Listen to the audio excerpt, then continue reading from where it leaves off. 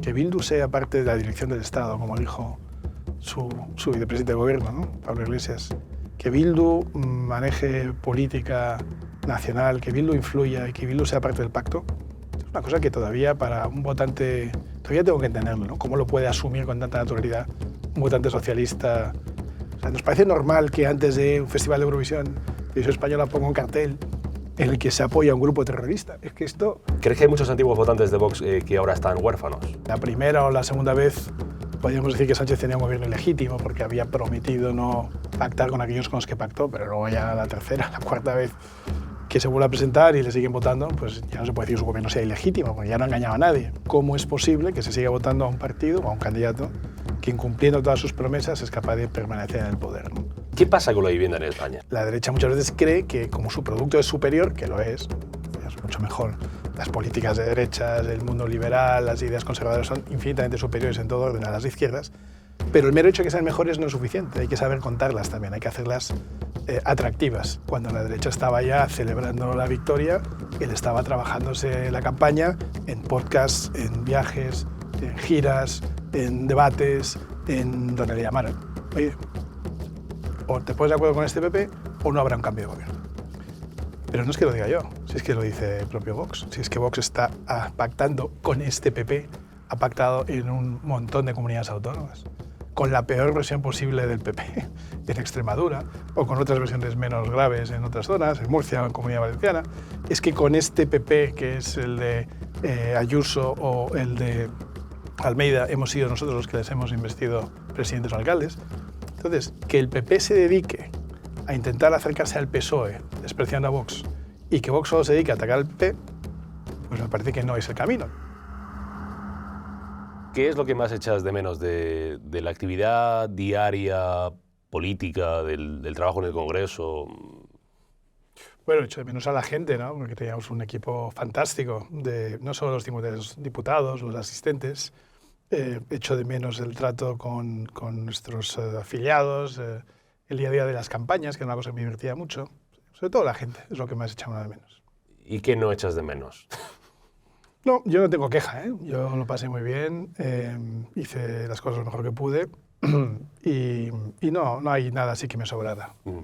Te he escuchado decir que en realidad el trabajo en el Congreso, y no de Vox, sino de cualquier grupo parlamentario, que a veces es un poco estéril. O sea, que uno, no digo que no trabajen los diputados, que trabajan. Se trabaja mucho, pero no necesariamente muy productivo. Claro. Bueno, a mí hay cosas que después de 5 años en el Congreso sigo sin entender, ¿no? Sigo sin entender la utilidad de la mayoría de las proposiciones no de ley. Piénsalo por un momento. Sí. Proposiciones no de ley.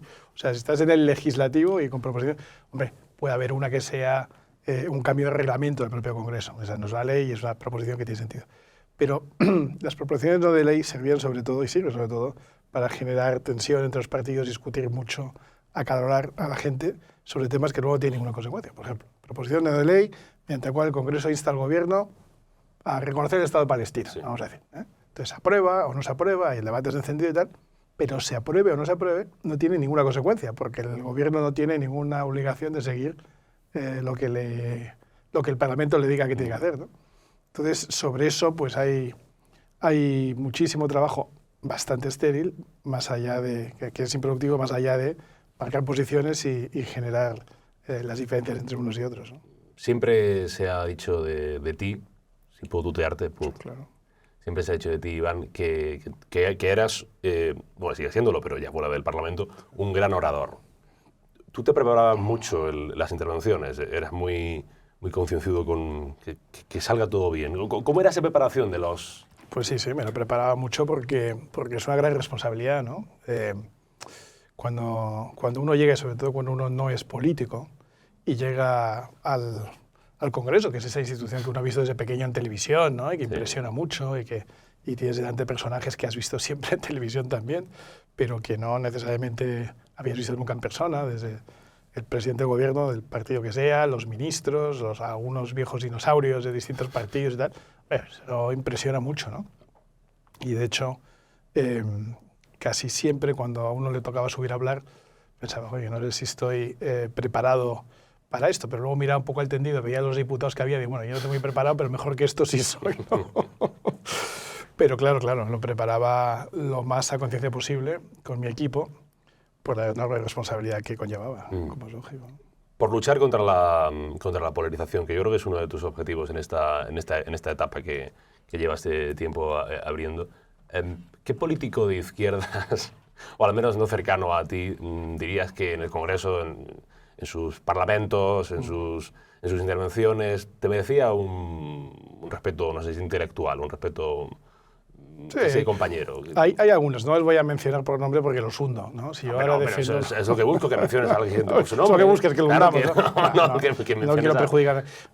Y en el libro que saco ahora, más o menos la mitad del libro es un ataque frontal a la izquierda. O sea que esto de la polarización depende de cómo lo tomes, ¿no? Es decir, yo no creo que haya que rebajar el tono crítico con el oponente, y especialmente con la izquierda y con el separatismo, que creo que son los dos grandes males que hay en España. Lo que creo es que además de eso, que es absolutamente necesario, pero no suficiente, hay que traer también una cierta capacidad constructiva y propositiva, ¿no? Entonces, volviendo a lo de la polarización arranca esencialmente de una izquierda guerra civilista que se recompone con Zapatero y que es tremendamente agresiva con la otra mitad de España, ¿no? Que llegado un momento le cuesta, pero llega un momento que se organiza para defenderse. Eso, lo que arranca con Zapatero, empeora con Podemos y empeora aún más con la podemización del PSOE, pues eso es lo que genera la crispación, lo que genera la polarización.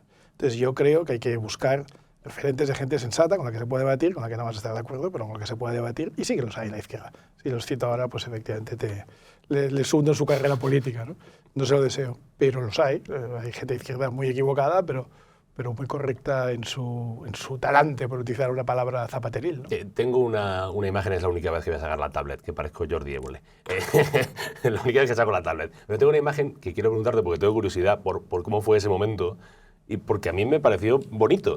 Seguramente lo recordarás, que es esta imagen contigo, ahí estaba Inés Arrimadas también, y Pablo Iglesias. Y estabais esto era creo un día de la Constitución del año 19, sin mal. Hubo gente que, digamos, criticó la imagen. Yo al revés, me parece que a pesar de las infinitas diferencias políticas que puede haber, el respeto a la otra persona, por lo menos estar departiendo o bromeando, tal, que no nos impida eso. Y no sé si esta imagen te suscitó muchas críticas de gente cercana. Sobre todo muchas críticas a Pablo Iglesias por acercarse al protofascismo y todas esas cosas, ¿no? Pero, hombre, yo a Pablo Iglesias le conocía de años atrás, antes de que existiera Podemos, antes de que existiera Vox, había debatido con él en televisiones. Es un ejemplo, yo nunca estuve de acuerdo con él en nada, me parece de las cosas, o me parece que tiene de las ideas más peligrosas que se han podido traer a la esfera política, no en España, sino en el conjunto de la humanidad. Que dicho eso, pues es evidente que es una persona inteligente, es evidente que es una persona con carisma, con capacidad de liderazgo, a quien le deseo ningún éxito político, pero con el que no tengo por qué tener nada personal en contra, ¿no? Estamos todavía empezando, esto es prólogo, bien lo saben los seguidores del Purgatorio, y estando en el Purgatorio, el Jatacumbas del periódico, de hecho, bonitas Jatacumbas. Sí, que todo sea esto, ojalá el Purgatorio sea así. Ojalá. Siempre preguntamos, Iván, por la relación con la fe de los invitados. ¿Cuál es la tuya? ¿Eres una persona creyente, católico? Soy católico, soy creyente, soy practicante irregular. Sí. Pero soy católico sin ningún tipo de dudas. ¿Y cómo estás viendo al nuevo Papa, León XIV? Bueno, pues con esperanza, ¿no? Con esperanza. Yo creo que es muy pronto para opinar nada, todavía no da tiempo más que a tomar posesión. Evidentemente todavía no hemos escuchado nada significativo, no le ha dado tiempo, como es lógico, a escribir ninguna encíclica. Pero bueno, con esperanza yo creo que es una personalidad interesante, ¿no? Un sacerdote originalmente de Chicago, donde yo he pasado mucho tiempo, pero con fuerte conexión con Perú y con el mundo hispano, que habla un español correcto, que habla un italiano muy bueno.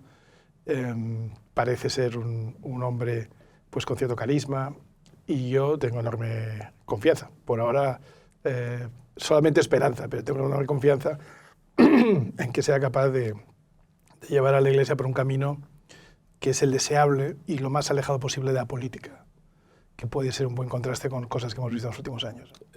Eras de esos ciudadanos que, digamos, tenía, y de esos católicos, por supuesto, que tenía, digamos, una opinión, no sé si crítica, un poco distante del Papa Francisco. Con el Papa Francisco sucedía que si se dedicaba a hablar de religión o de aspectos que tienen que ver con la religión, pues no hay nada que opinar, ¿no? Pero con alguna frecuencia nos encontrábamos con que entraba en la arena política, ¿no? Y en la arena política el Papa no es infalible, como se ha demostrado. No tiene dogma. No tiene dogma. No tiene dogma.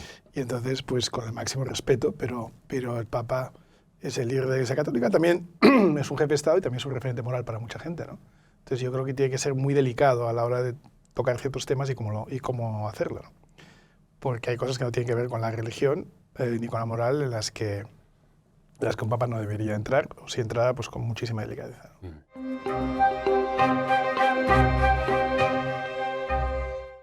Iván Espinosa Dos Monteros, bienvenido al Purgatorio de Objective, gracias por venir. Gracias por invitarme. Es un placer tenerte y es un placer que vengas además como un niño con una barra de pan bajo el brazo. Porque tú vienes con un nuevo libro que se llama España tiene solución, lo edita la editorial Almuzara.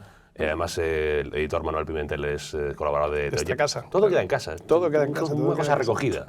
España tiene solución hacia un futuro brillante y próspero. ¿Tú eres un hombre optimista? Siempre. Siempre, por naturaleza y también porque tengo mucha suerte en la vida, quizá por eso, ¿no? Pero soy muy, muy optimista. ¿Y ves brotes verdes? Digo, bueno, brotes de optimismo en... Veo motivos para el optimismo, porque veo que España es un país con mucho potencial. Veo que se está derrochando ese potencial desde hace 20 años.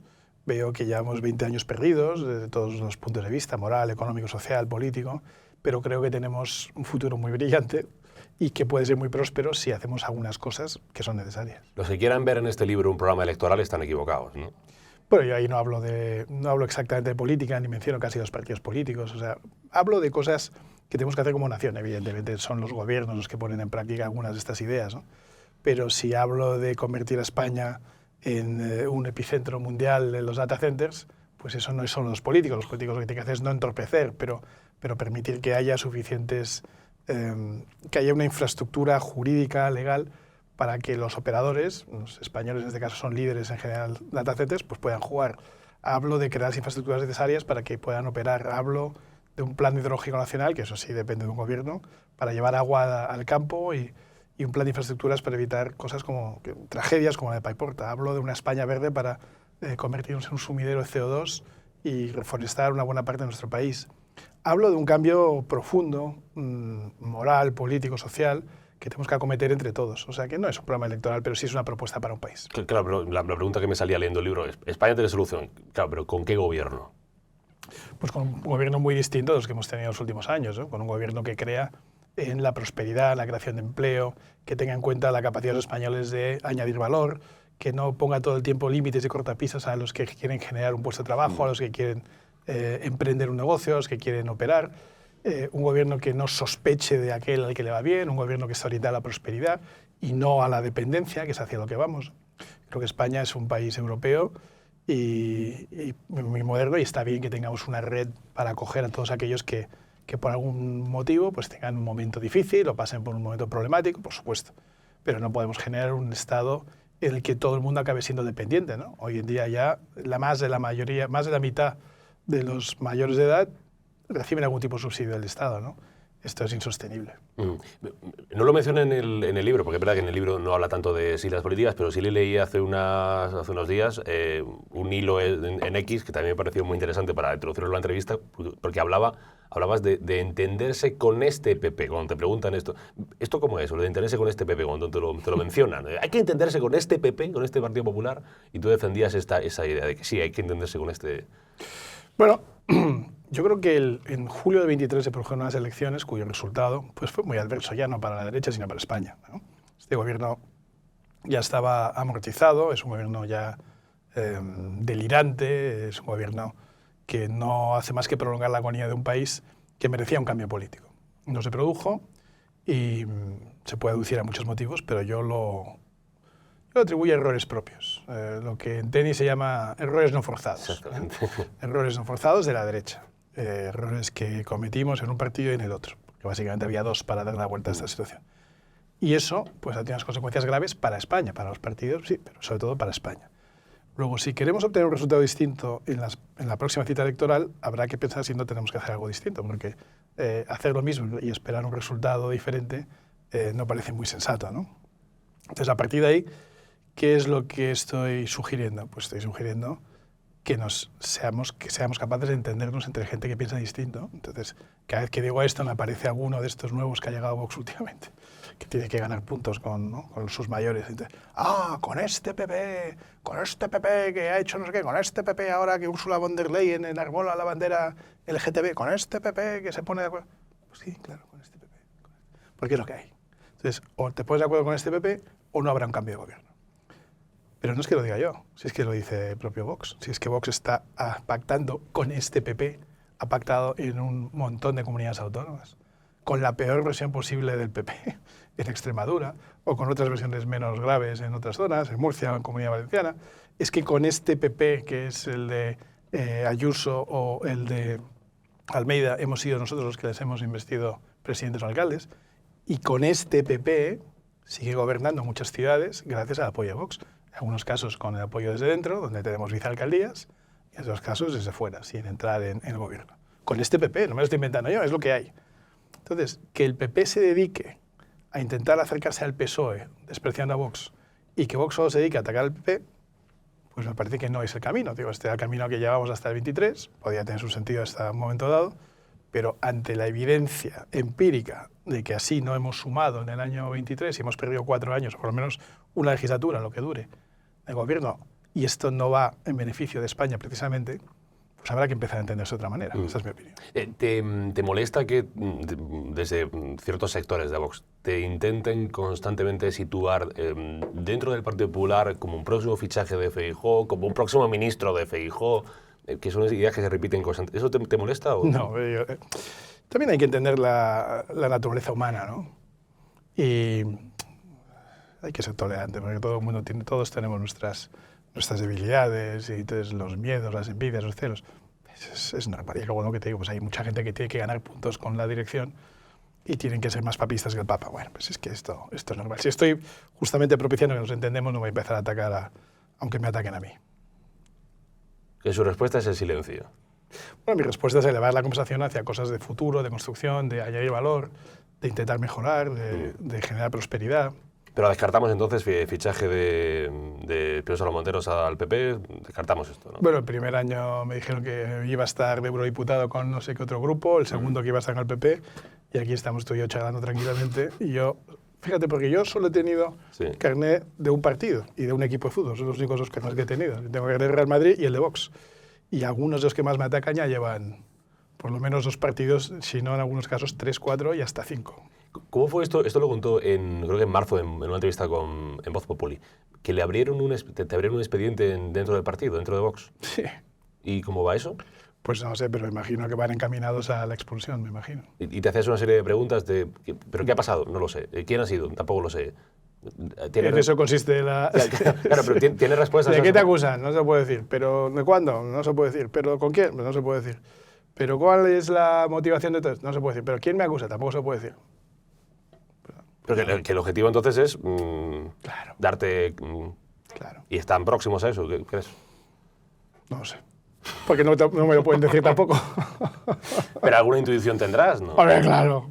¿De quién ha podido ser o qué ha podido ser el motivo? Claro. Por si quieres decirlas así en voz alta las intuiciones. No quiero. No quiero, justamente porque no quiero contribuir a escalar la tensión con los que me están atacando. Pero claro que sé quiénes son, claro que sé por qué lo hacen, claro que sí. ¿Crees que hay muchos antiguos votantes de Vox que ahora están huérfanos? Muchísimos. Pero no porque me haya ido yo, no digo eso. Pero claro, las cosas, vamos a ver, todo el mundo tiene derecho a cambiar y todo el mundo tiene derecho a evolucionar, para utilizar un verbo menos duro. Lo que pasa es que esa evolución pues atrae a una serie de personas pues más intensas, más radicales, más tal, y por el camino te vas dejando a gente más normal, ¿no? Y en estos últimos 2 años, pues claro que ha habido un cambio que va alejando a mucha gente, ¿no? Pero un cambio es una radicalización de una parte del partido. Bueno, pues es cambiar de amigos en todas partes, ¿no? Cambiar de amigos, cambiar de compañeros de viaje, adoptar ideas que nunca estuvieron digamos, el centro de la motivación de la creación de este partido, y luego abandonar muchas cosas que se dijeron en su día y que ya no se enarbolan, ¿no? Te quiero preguntar por una persona, y ahora ya entramos más en el fondo del libro, pero por hablar de nombres propios. No sé si tiene relación con él o no.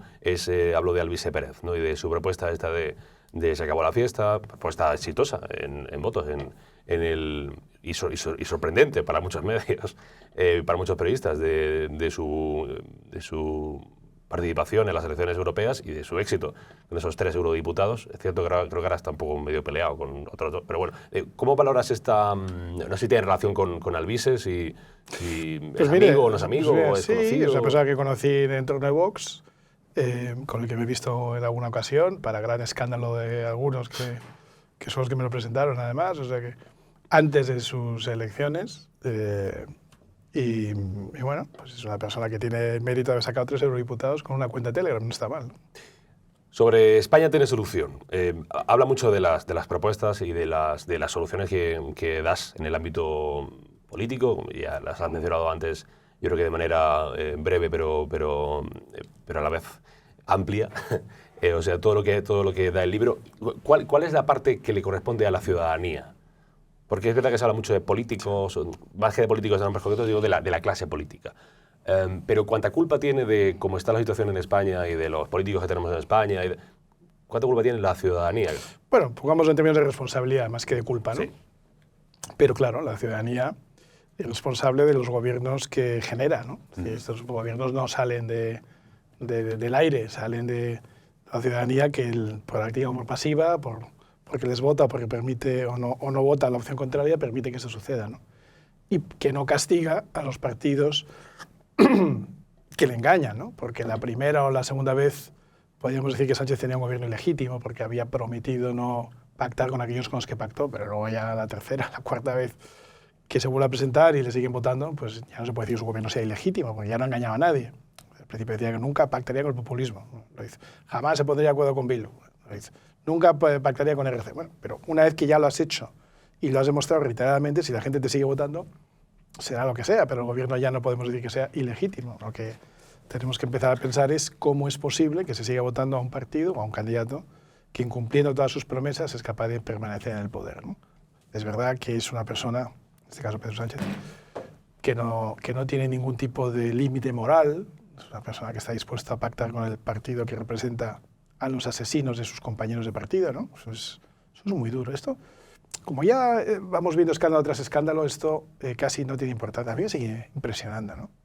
Que Bildu, que es el partido que representa a los terroristas de ETA, que Bildu sea parte de la dirección del Estado, como dijo su vicepresidente de gobierno, ¿no? Pablo Iglesias, que Bildu maneje política nacional, que Bildu influya y que Bildu sea parte del pacto, es una cosa que todavía para un votante, todavía tengo que entenderlo, ¿no? ¿Cómo lo puede asumir con tanta naturalidad un votante socialista de Alpedrete o de Vizcaya, vamos, o de Guipúzcoa o de Lugo, ¿no?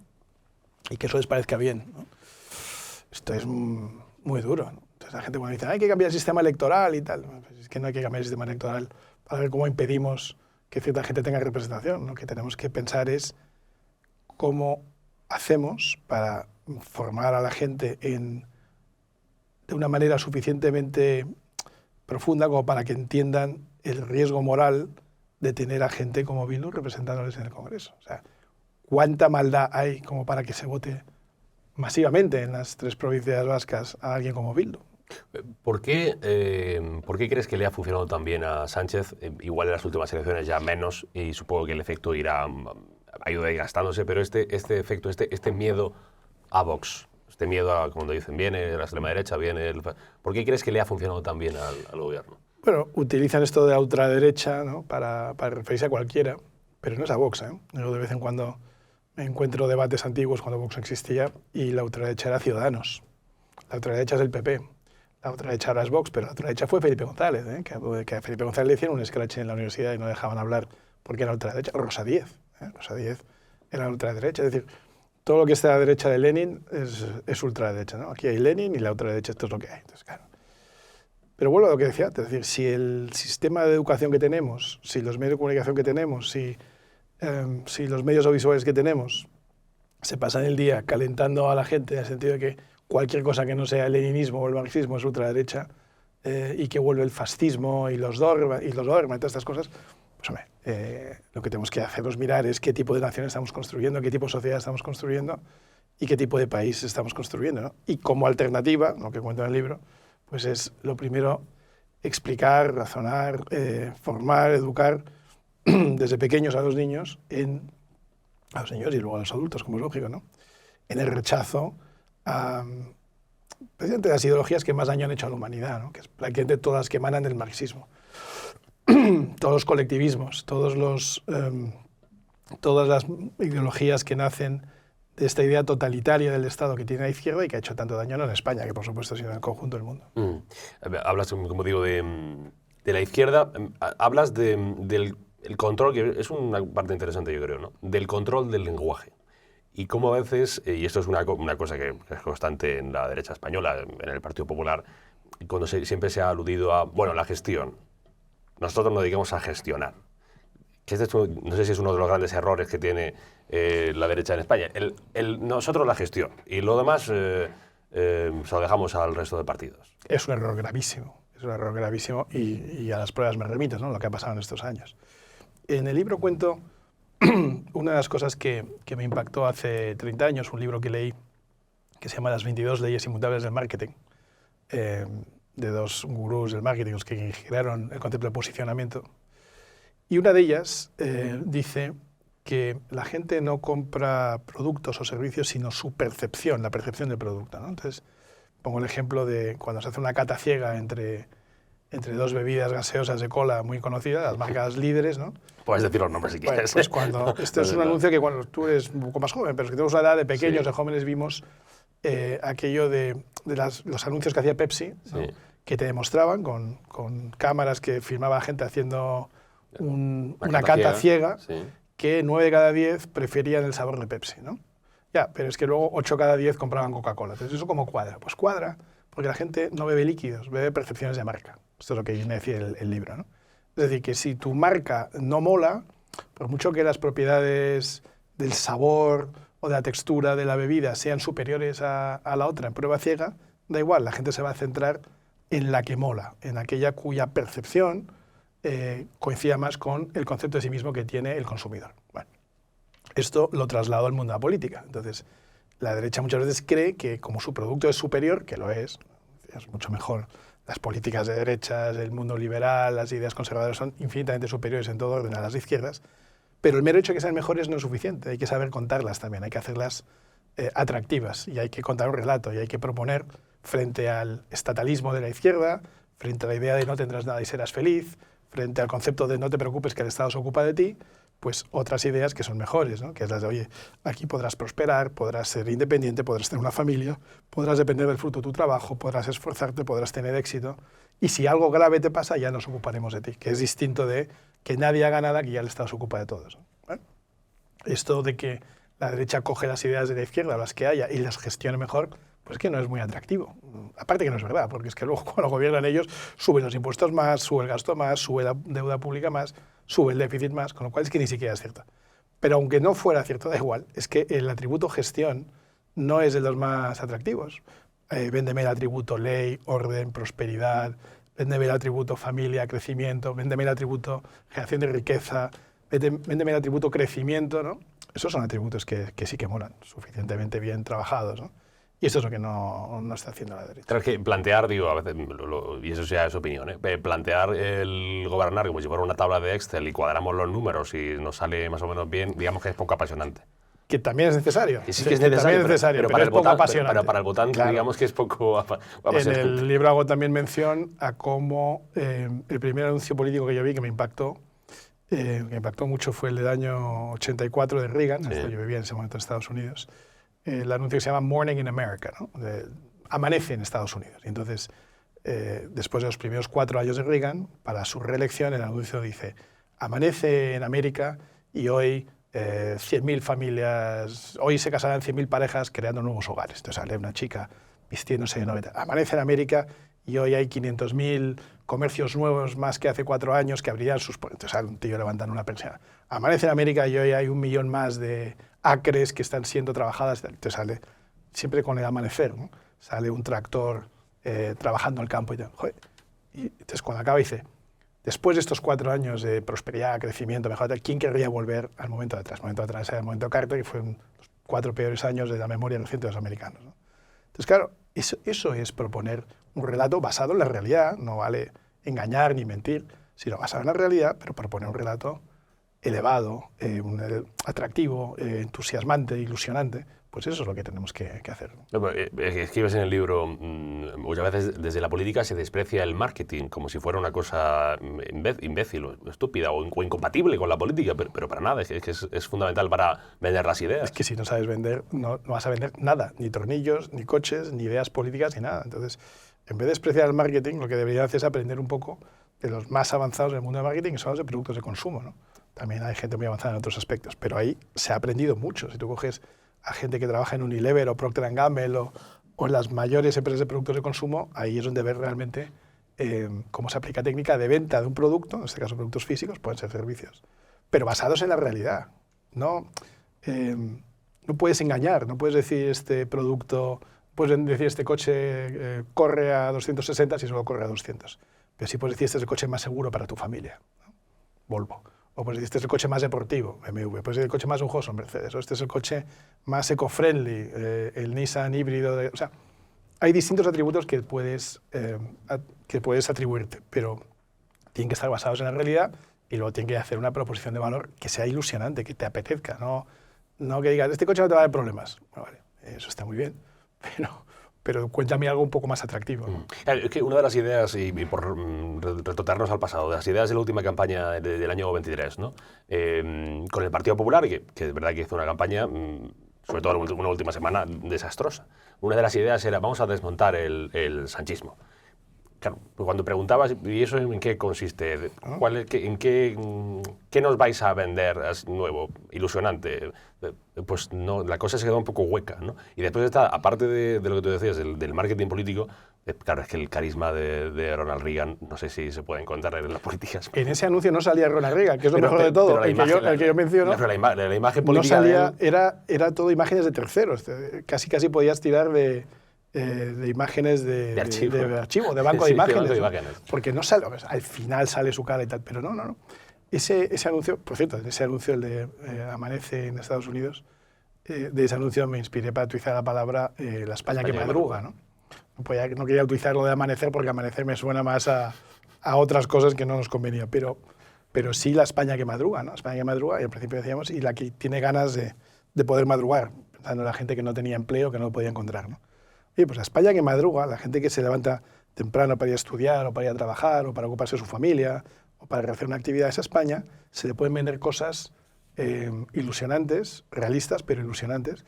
Claro, si todo lo que dices es, se va a acabar el sanchismo, Sánchez dice, no, viene la ultraderecha, bueno ya, pero ¿y España dónde queda en todo esto, no?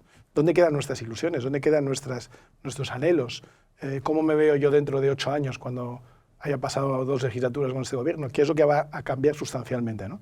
¿Qué me ofreces que haga casi imposible que no te vote? ¿Qué cosas son tan aspiracionalmente deseables que si me las presentas no puedo dejar de ir a votar? Porque a lo mejor lo que pasó en julio, el 23, es que no todo el mundo fue a votar. A lo mejor la gente no se sentía suficientemente motivada, a lo mejor no fuimos capaces de transmitir las ideas correctas para que todo el mundo se movilizara, y Sánchez, pues sí. Eso se le vio muy implicado en la campaña. Sánchez, a él, digo. Sí, Sánchez implicó. De hecho, yo creo que si es tu opinión en este diálogo que a veces podemos tener, que él las ganó.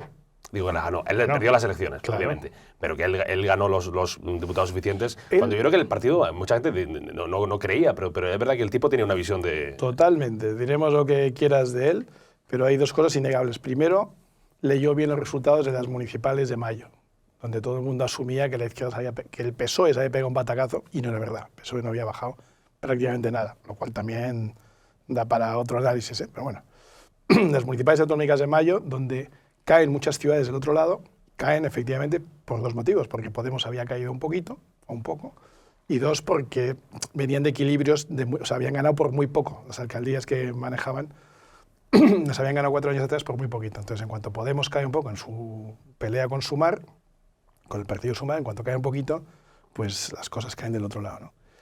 Esto lo primero, leyó correctamente los resultados de las municipales autonómicas. Y segundo, cuando la derecha estaba ya celebrando la victoria, él estaba trabajándose la campaña en podcasts, en viajes, en giras, en debates, en donde le llamaran. Oye. El efecto la pija y la kinky. parecerá una chorrada. Pero no es ninguna chorrada. Porque a mí no me lo pareció. ¿cuántos votos sacaría de gente que no iba a votar en ese podcast? ¿No? Y, escucha, a la derecha le faltaron solo, no recuerdo exacto el número, pero 60 o 70 mil votos, ¿eh? ¿Cuántos de esos 60 o 70 mil votos es gente que podía haber ido a votar, pero estaba en la playa, estaba de viaje por Europa, de fin de curso, estaba con mis amigos, no sé qué? Si no les motivas, si no les das una razón para ir a votar un domingo, pues pierdes más elecciones. Y después entiendo yo que si la oposición es muy recurrente la petición de dimisión del presidente del gobierno, que pierde fuerza, porque cuando pasa de verdad una crisis grave, claro, ya le has venido pidiendo la dimisión durante los últimos 3 años. Entonces, ¿cuándo es de verdad que tiene que dimitir ahora sí o sí? Es verdad que hay una sucesión de escándalos que puede hacer un efecto casi de amnesia o un efecto casi ya indoloro, ¿no? De la prueba del dolor que a veces se va aumentando en ese tipo de cosas. Pero después también entiendo que hay una parte de la oposición, claro, que si desde el primer día lo que tiene que dimitir el presidente y el gobierno en su conjunto, no sé si esa petición... Sí, es difícil, es difícil saber sí. cuál es la crítica dura, cuál es la parte menos dura. Entiendo que el papel de la oposición es difícil al final, ¿no? Bueno, el papel de la oposición es más fácil que el de gobernar, ¿eh? Pero los gobiernos no crees que lo pierden ellos. Pero en este caso es muy difícil porque es verdad que desde el primer día hay motivos para pedir la dimisión de Pedro Sánchez. Yo comprendo que es cansino estar constantemente con lo mismo. ¿Y de eso cómo se lleva? Pues yo creo que lo mejor es no bajar el ritmo de control o de oposición al gobierno, pero a la vez ir proponiendo cosas, como te decía antes, pues cosas apetecibles, cosas constructivas, cosas propositivas, que por contraste el gobierno no está haciendo, y dejárselo ver también, ¿no? Pero es verdad que aquí se van superando sucesivos umbrales del dolor. Yo tenía un compañero en el MBA que era un Navy SEAL y me contaba que el ser humano tiene 7 umbrales del dolor, ¿no? La mayoría no superamos el primero hasta que te encuentras en esa posición y entonces ya superas. La mayoría, excepto las madres superan el parto, ¿no? Se supera el primer umbral del dolor, incluso el segundo. Él decía que había llegado hasta el quinto y que en el quinto ya caes inconsciente, pero todavía hay un sexto y un séptimo. Bueno, hemos ido superando niveles o umbrales de dolor o de incredulidad o de acostumbrarnos a cosas que son impresentables, ¿no? Entonces, bajar el ritmo de presión al gobierno no se puede, porque es un gobierno muy dañino, insisto, para el conjunto de España, ¿no? Lo que quizá hace falta es presentar otras ideas alternativas, además de seguir con la tensión con el gobierno, y que por contraste el gobierno se vea que no está haciendo cosas que podrían estar haciendo por el bien de España, ¿no? Uno de los problemas más acuciantes que tiene España ahora, y entiendo que bueno, sobre todo a largo plazo en el futuro, es la natalidad. La baja tasa de natalidad. Tú ahí hablas también de la inmigración, hablándolo con esto, porque una de las cuestiones al hablar de la tasa de natalidad, obviamente es el tema de las pensiones, que siempre surge porque se destina muchísimo dinero a pensiones en España, ¿no? Y en los presupuestos. Tú mencionas el problema de la natalidad, mencionas el problema de las pensiones, también mencionas el asunto de la inmigración, a la que dices que no es la solución ni para las pensiones ni para la natalidad, entiendo. Bueno, lo demuestra un estudio científico realizado en países nórdicos, ¿no? Donde se ve cuál es la contribución neta de los inmigrantes que llegan a esos países.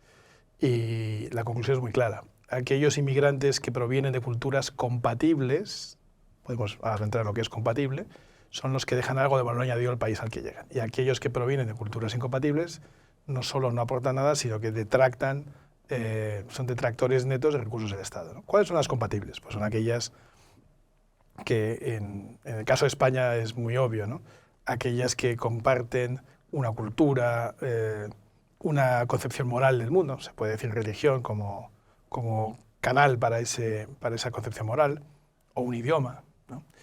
No tiene por qué ser el mismo idioma, pero en fin, hay gente que proviene de otros países que encaja mejor en el nuestro que otros que provienen de otros países que pretenden imponer su modelo al nuestro.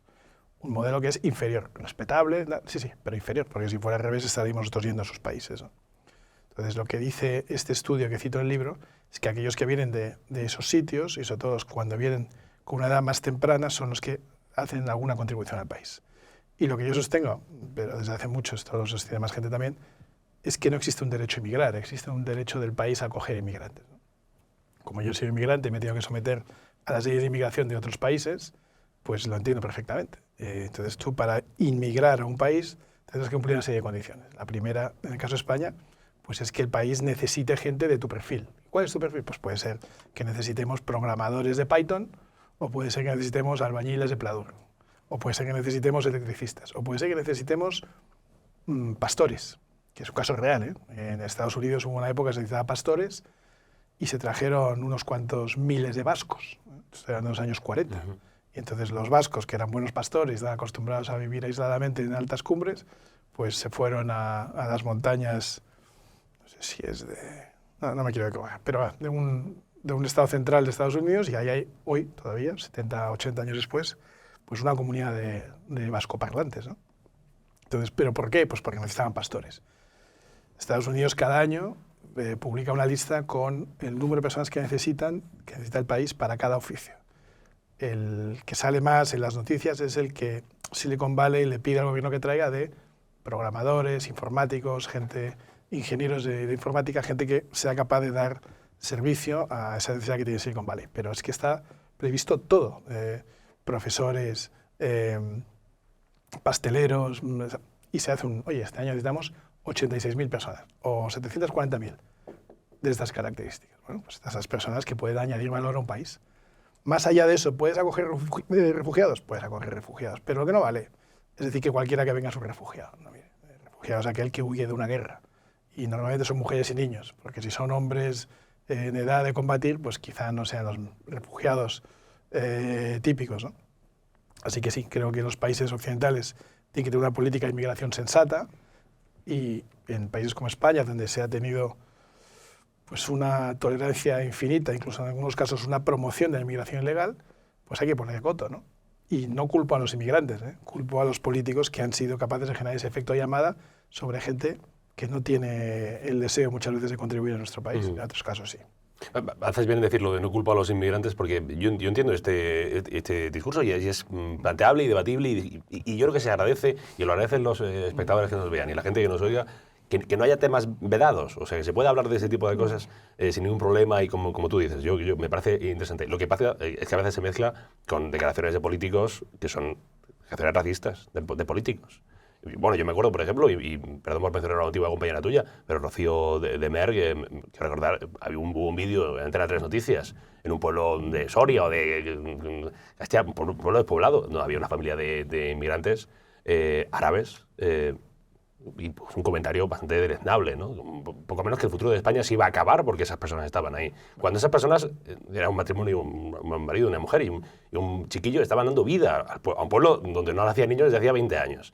Entonces, ¿qué pasa? Que se mezcla ese tipo de discursos, como tú dices, razonables, donde se pueda debatir, con algunas absolutas barbaridades que se pueden decir de los inmigrantes. Yo creo que ese es el problema. ¿Cómo intentas apartar todo esto? No conozco ese caso concreto que has dicho. Rocío Mer es una mujer valiosísima. Es diputada por Almería, que es una provincia que sufre extraordinariamente problemas de tensiones provenientes de inmigrantes que probablemente no son de los que añaden valor, ¿no? Siendo Almería una provincia que necesita mucha mano de obra y que no la encuentra, ¿no? Pero claro, muchas veces decimos, bueno, es que vienen a hacer los trabajos que no quieren hacer los españoles, ¿no? Bueno, claro, es que si tú a un español le ofreces 800, 900 euros de ayuda por no hacer nada, frente a un trabajo que al empresario le va a costar 2.000 o 2.500 euros, pero a él le llegan solo 1.300, 1.400, digo, porque la diferencia entre el coste empresa y el salario neto es enorme, ¿no? Entonces, entre no hacer nada por 800 y trabajar por 1.300, en el fondo lo que te estás diciendo al español es que trabaje por 500, ¿no? Y claro, nadie trabaja por 500, porque 500 los encuentras haciendo 4 chapuzas digamos, al margen y sin trabajar tanto tiempo, ¿no? Entonces, si tú creas un mercado laboral que premia al que trabaja y no que castigue al que trabaja, si tú creas un marco mercantil y fiscal que premia al que genera empleo y no le castigue, toda base de inspecciones, de multas, de sanciones constantemente y tal. Y si tú creas un mundo en el que sí, el que esté en paro, el que lo esté pasando mal, el que no tenga trabajo, el que haya sufrido una enfermedad, el que tenga una baja justificada, se le ayude, naturalmente que sí, pues ya verás cómo todos nos ponemos a trabajar muy deprisa, ¿no? Pero claro, si tú lo que haces es prácticamente impedir que alguien busque un trabajo y luego traes a esta pobre gente que viene engañada por el gobierno, pensando que aquí atamos los perros con longanizas y que la riqueza consiste en que nada más llegar te lo van a regalar todo, y cuando llegas te empiezan a regalar cosas nada más llegar, pues estás generando todos los incentivos incorrectos y los más inadecuados para la prosperidad, para la convivencia, para la seguridad y para el bienestar de la nación, ¿no? Una de las cosas que me ha sorprendido del libro, y me ha alegrado, por cierto, el problema de la vivienda es uno de los más sencillos de resolver si existiera voluntad política. Sí, pero es que ese condicionante es importante. Es importante. Es importante. ¿Qué pasa con la vivienda en España? Mira, es una cosa realmente fascinante, ¿no? Primero, el problema de vivienda es un problema muy grave en ciertos sitios. Especialmente grave en algunos núcleos, como Madrid, Barcelona, Valencia, Alicante, Sevilla, algo de Málaga, porque son polos de atracción. Es decir, se está produciendo un fenómeno que no sucede solo en España, sino en todo el mundo, de concentración en grandes urbes, ¿no? Este problema no existe, por decir, en Zamora o en la provincia de Teruel, ¿eh? O sea, que el problema de vivienda es un problema muy específico de algunas ciudades. Pero dentro de eso, en estas ciudades, el problema de vivienda se resuelve muy fácilmente si todas las administraciones se pusieran a ello. Me refiero a las administraciones y no al sector privado, porque son las mayores especuladoras del suelo. Para que haya vivienda tiene que haber suelo disponible y gente dispuesta a construirla. Bien, gente dispuesta a construir hay en toda España. Somos un país lleno de constructoras grandes, medianas, pequeñas, con ingenierías, con estudios de arquitectura. Es decir, la parte técnica no nos falta. Somos muy capaces de construir muy bien, mucho mejor que en otros países. No solo eso, somos capaces de financiarlo muy bien, porque tenemos bancos muy competitivos. De hecho, tenemos las hipotecas más baratas del mundo. Es una cosa que nunca entenderé por qué la banca no lo explica, ¿no?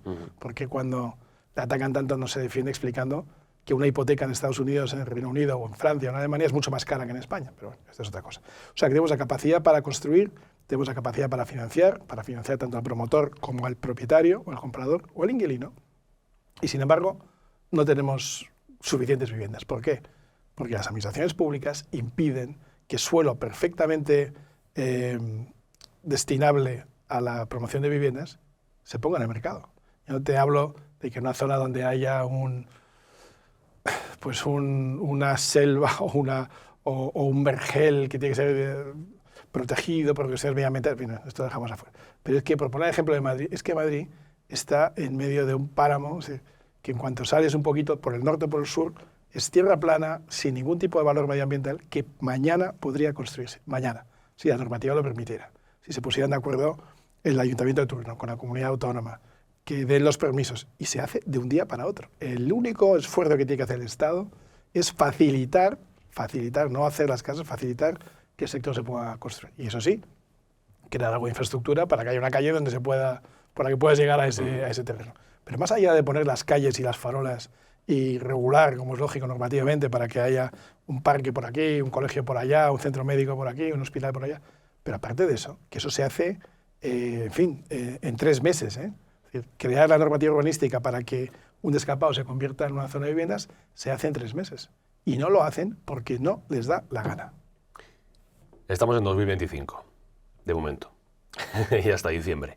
Y hasta enero del año que viene. En 2050, sé que esto es muy difícil, ¿eh? ¿Qué España, no sé si ves o te gustaría ver en nuestro país? Mira, hay 2 posibles ramificaciones, ¿no? Llegados a este punto, 2 posibles ramificaciones. Lo bueno es que hay una mejor que otra, de la que ahora hablaremos. Lo bueno es que podemos elegir cuál queremos, ¿no? Entonces hay una que es continuar por la senda de la izquierda, del marxismo, del socialismo, de la dependencia, de crujir a todo el que añade valor, de castigar al que trabaja, de insultar al que emprende, de penalizar al que crea un empleo, de insultar al que gana dinero, ¿no? Esta es una. Y que todo el mundo acabe siendo dependiente. No sé quién lo va a pagar esto, ¿no? Que lo paguen los ricos, ya, pues que los ricos no hay tantos y no les da para pagar a todo un país, ¿no? Es decir, rico es cualquiera que tenga un trabajo hoy en día. Esto ya es un rico. Pero hay otra vía, que es la que yo propongo, la que yo creo que es mejor para todos, que es la vía de la prosperidad, del trabajo, del esfuerzo. De un gobierno que sea lo mínimo posible en tamaño, que reduzca sus gastos innecesarios, que facilite, un gobierno que haga que los agentes privados operen en un campo con unas reglas muy claras, mucho más sencillas que las que hay ahora, y que se pongan en práctica esas reglas. Y donde haya unas instituciones independientes, de prestigio, que hagan de contrapoder, donde el legislativo pues no dependa del ejecutivo, donde el judicial pueda operar libremente, donde el fiscal general del Estado no sea alguien nombrado por el gobierno que era su antiguo ministro de Justicia, donde la televisión pública de todos los españoles no tome decisiones por el conjunto de todos, decidiendo qué es bueno y qué es malo, y se ponga a atacar a un país. O sea, es que esto es lo del sentido común. Lo que pasa es que llevamos unos años de que nos hemos acostumbrado a cosas raras, que como se van sedimentando nos va pareciendo que... O sea, nos parece normal que antes de un festival de Eurovisión, Televisión Española ponga un cartel en el que se apoya a un grupo terrorista. Es que esto me lo dices hace 15 años y me quedo... Tampoco decía eso exactamente. ¿Qué decía? Decía. Yo no quiero entrar a debatir con lo que decía, pero tampoco vamos a decir que apoya a un grupo terrorista, RTV. Que es Hamás. No, pero tampoco decía, no hablaba de Hamás, hablaba de Palestina. Hablaba de ciudadanos en Palestina. No todos los ciudadanos de Palestina son terroristas. Bueno, yo creo que me Hasta explica. aquí mi opinión. Ahora me van a Yo creo que me aquí explica. por decir eso. Y después es debatible lo de RTV, esto no entro al fondo. Pero lo que te digo es que tenemos dos caminos por delante. Entonces podemos elegir uno en el que las instituciones... Pero claro, los ciudadanos tenemos que ser un poco más exigentes. Volvemos a lo que decías tú antes, ¿no? Es decir, ¿qué tenemos que hacer nosotros? Tenemos que ser más exigentes con nuestros políticos. Tenemos que ser un poco más... tenemos que dejar de votar a los que nos engañan. Tenemos que mostrar nuestra protesta de una manera muy clara.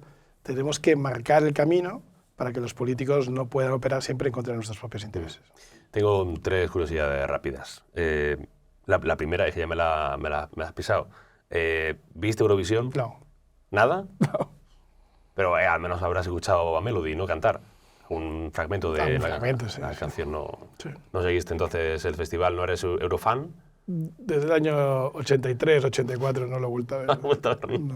Ni a Rosa López. Rosa López Rosa sí lo vio. Eso fue un momento ilusionante. Rosa fue un momento ilusionante. Sí. Aparte la canción era como muy alegre. Sí, además recuerdo muy bien cuándo fue, porque nacía mi primera hija esa noche. Sí, me acuerdo muy bien. Tengo otra que es, ¿qué es lo que más te dicen por la calle?